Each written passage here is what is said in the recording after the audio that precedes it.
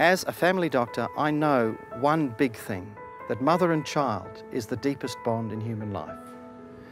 As president of the Australian Marriage Forum, I know a second big thing, that bond will be broken if our laws allow two men to marry and start a family.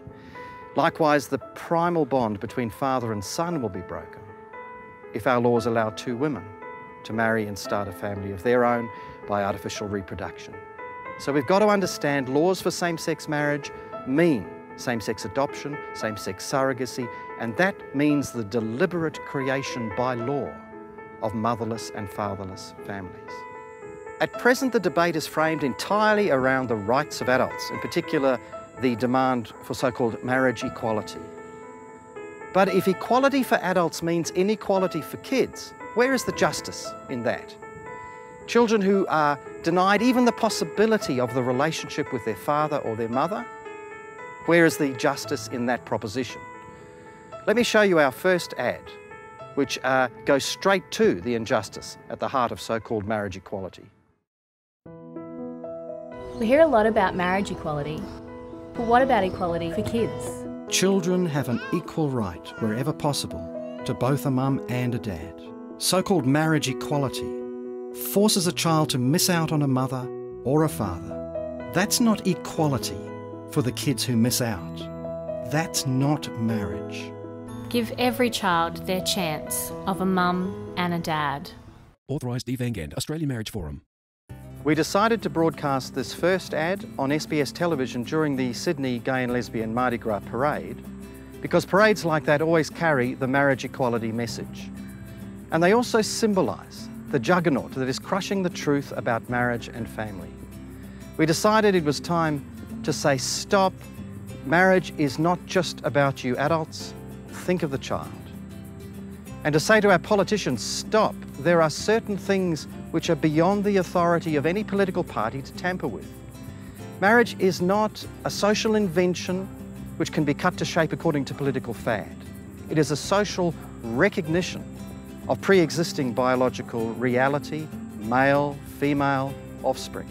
All of our laws and our customs exist to reinforce that biological given, to try to keep a man with his mate, for the sake of social stability, but also, and above all, for the sake of any child they might create.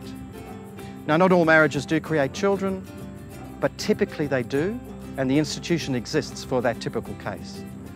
Same-sex couples obviously cannot create children, so society has no institutional interest in regulating such friendships. They matter greatly to the individuals involved, and they demand neighbourly civility, but they do not meet nature's job description for marriage. The marriage equality ad is just the start of our campaign, and we have other ads ready to roll out at the appropriate time. There's one that addresses the question of discrimination against same-sex couples. Does it even exist?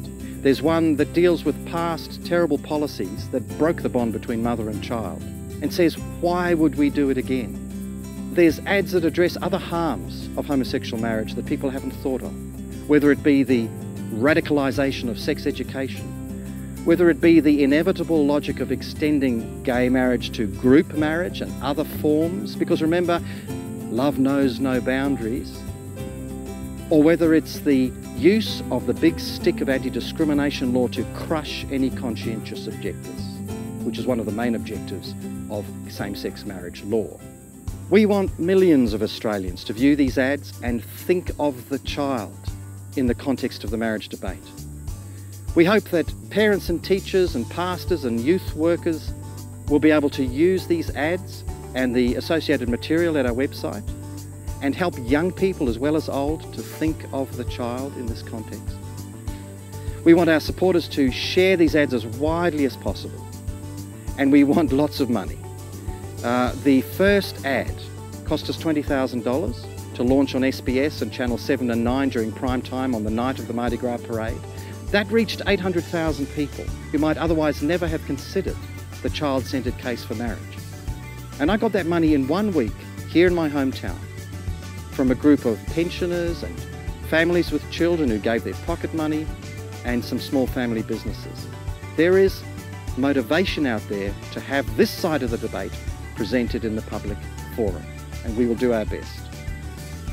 We are all volunteers at Australian Marriage Forum, so every dollar will go straight to the production and broadcast of these ads and the associated campaigns. So we are ready to stand and try to hold back this juggernaut. It must not prevail. It must not crush the life between mother and father and child. How effective we are depends largely on your generosity. Thank you very much.